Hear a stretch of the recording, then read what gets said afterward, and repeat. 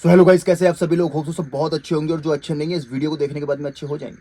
आज का जो वीडियो है वो डिमांडिंग वीडियो है। मेरे एक सब्सक्राइबर ने मुझसे कहा था कि सर, अगर रिलेशनशिप में कोई तीसरा पर्सन आ जाए तो उस कंडीशन में क्या करें, प्लीज एक्सप्लेन करिए और प्लीज इस पर एक वीडियो बनाइए। तो आज का जो वीडियो है वो एक डिमांडिंग वीडियो है, तो वीडियो पूरा देखना। हो सकता है वीडियो थोड़ा सा बड़ा हो जाए क्योंकि इसको डिटेल में समझाना बहुत जरूरी है, क्योंकि मैं नहीं चाहता कि आप 50 वीडियो देखें और उसके बाद भी आपको समझ में ना आए। तो इस वीडियो में आपको सारा कुछ समझ में आ जाएगा, इसलिए वीडियो को पूरा ध्यान से देखना। तो शुरू करते हैं। सबसे पहले तो आप किसी के साथ रिलेशन में हैं, आपको 1 साल हो गया, 2 साल हो गया, 3 साल हो गए, 5 साल हो गए, किसी किसी के 10 साल हो जाते हैं, तब जाके जो थर्ड पर्सन होता है उसकी एंट्री होती है किसी किसी केस।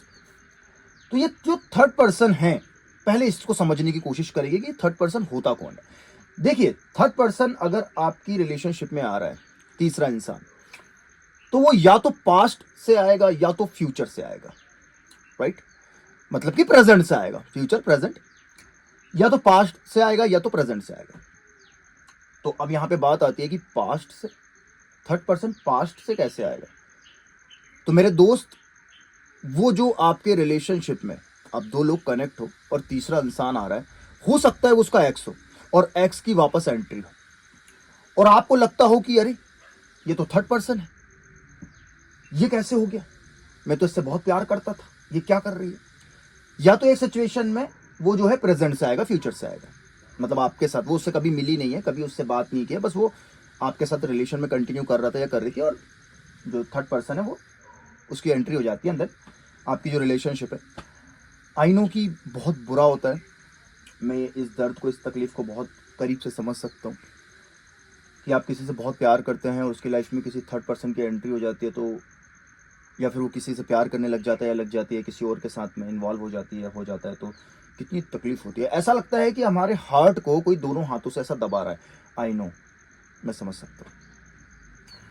तो इस सिचुएशन में क्या करें, सबसे पहले तो बात कर लेते हैं कि अगर थर्ड पर्सन आपके रिलेशनशिप में आ रहा है, एक लड़की की लाइफ में आ रहा है या तो लड़के की लाइफ में आ रहा है, तो सबसे पहले बात कर लेते हैं कि गलती इसमें किसकी है, उस थर्ड पर्सन की जो आ रहा है या उसकी जो ला रहा है, मतलब आपके पार्टनर की। तो देखो मेरे दोस्त, कोई भी किसी की लाइफ में जबरदस्ती एंटर नहीं करता, ठीक है। जब तक आपकी लाइफ में कोई आएगा नहीं, जब तक आप लाना नहीं चाहते। देखो, लोग तो आना चाहेंगे, लोग तो आना चाहेंगे, ठीक है। लोगों को नहीं फर्क पड़ता कि आप रिलेशनशिप में हो, लोगों को नहीं फर्क पड़ता कि आप किसी से प्यार करते हो या कोई आपसे प्यार करता है, लोगों को आपकी लाइफ में आना है। प्यार नहीं करना है, प्यार नहीं करना है।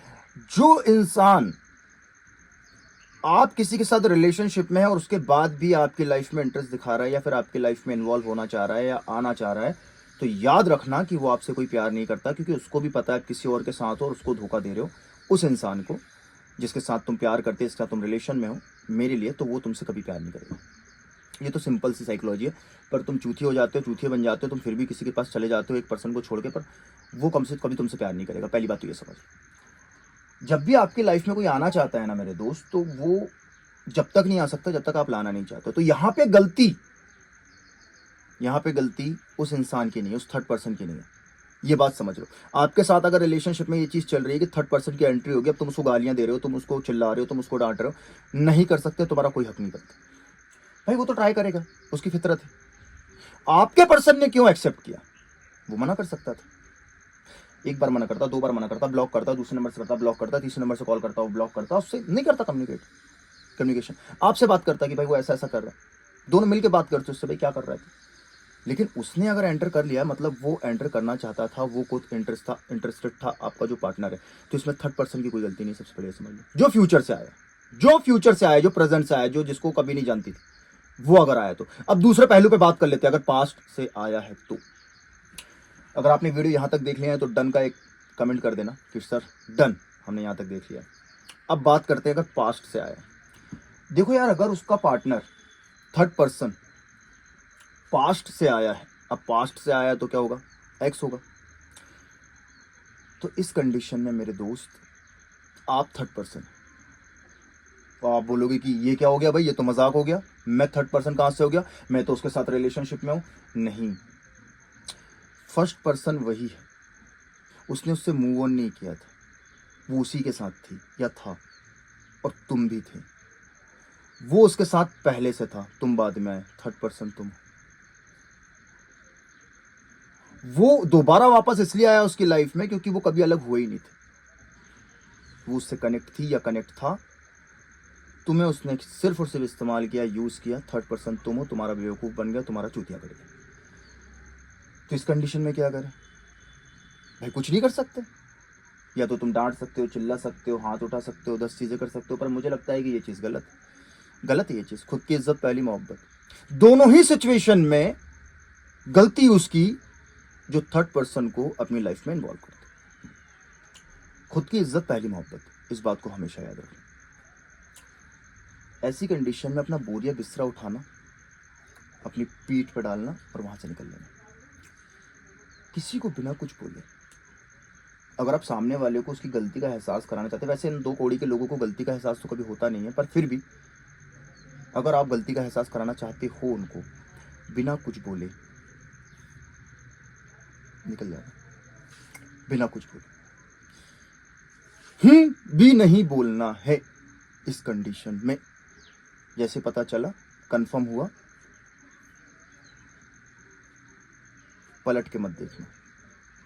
और जब वो उसकी लंका लगाएगा, जब वो उसके साथ गलत करेगा, चीट करेगा, धोखा देगा, कर्मा होता है, लौट कर आए तो कहना कि who are you, who are you. कितना भी वो कोशिश करे कि मैं ये हूं, मैं तुमसे प्यार करती थी, तुम मुझसे प्यार करते थे, हु आर यू, मैं तुम्हें नहीं जानता, मैं तुम्हें जानता ही नहीं, मुझे याद ही नहीं आ रहा, मैं तुम्हें जानता ही नहीं। मैं बहुत कोशिश कर रहा हूं समझने की, जानने की, पर मुझे समझ ही नहीं आ रहा। मैं आपसे पहली बार बात कर रहा हूं, आपको कोई गलतफहमी नहीं। बिल्कुल ये वाला रिएक्शन तुम्हारा होना चाहिए उस सिचुएशन में। सो मेरे दोस्त, अगर आपकी रिलेशनशिप में कोई थर्ड पर्सन आया है तो वो आया नहीं है, लाया गया है। ये बात हमेशा याद रखना। और उसमें गलती उस थर्ड पर्सन की नहीं है, उसमें गलती तुम्हारे पार्टनर की है, तुम्हारे प्यार की है, तुम्हारी मोहब्बत की है। तो चुपचाप अपना बोरिया बिस्तरा उठाना और वहां से निकल लेना। और अगर उसके बाद भी तुम उसको पाना चाहते हो, उसके पीछे भाग रहे हो कि उसे छोड़ दे, वापस से आ जा, तो एक बात याद रखना कि अगर उसके साथ तुम्हारी शादी हो जाती है या उसके साथ तुम अपना घर बसा लेते हो, तो तुम्हारे दोस्त जब घर आएंगे और वो कहेंगे कि भाभी भैया हैं क्या, तो वो कहेंगे कि भैया तो नहीं है लेकिन आप आ जाइए। तो क्या करोगे ऐसा इंसान? तो ऐसे इंसान को एक बार गलती, एक बार धोखा, चीटिंग की माफी नहीं मिलती। चीट जिसने किया है उसकी माफी नहीं। एक बार गलती, एक बार धोखा, दूसरा मौका नहीं। ये मिस्टर शेख का रूल है लाइफ का। जिसने तुम्हारे आंखों में आंसू दे के तुम्हारे बुरे वक्त में तुम्हारा साथ छोड़ के चला गया, उसको पहचानने से इनकार कर दो। ये दुनिया बहुत बड़ी है, 140 करोड़ की आबादी है इंडिया में। एक चूतिया, घटिया और बेवकूफ इंसान और बेवफा इंसान के पीछे अपनी लाइफ खराब मत करो। अपने आप को आगे बढ़ाओ, अपनी औकात बनाओ और ऐसे लड़कियों को, ऐसे लड़कों से दूर रहो। इन लोगों को कभी डेट मत करो। जैसे औकात पता चल गई वहां से हट जाओ। Thank you for watching. प्यार और सपोर्ट बनाए रखिए। डेली कनेक्ट रहने के लिए इंस्टाग्राम को फॉलो कर ले और बेल आइकन को ऑल पे क्लिक कर दे। इससे होगा क्या, जब भी कोई नया वीडियो बनाएंगे इसकी नोटिफिकेशन सबसे पहले आप लोगों को मिलेगी। तो ये काम तो पहले कर दो। Thank you for watching. ख्याल रखो ना, खुद की इज्जत पहली मोहब्बत, है ना। ऐसी लड़की के साथ नहीं रहना है जो तुम्हारे घर पे ना होने पे कहे दोस्तों को कि वो तो नहीं है, तुम आ जाओ। ये बहुत खतरनाक चीज़ होती है। Thank you for watching. Thank you.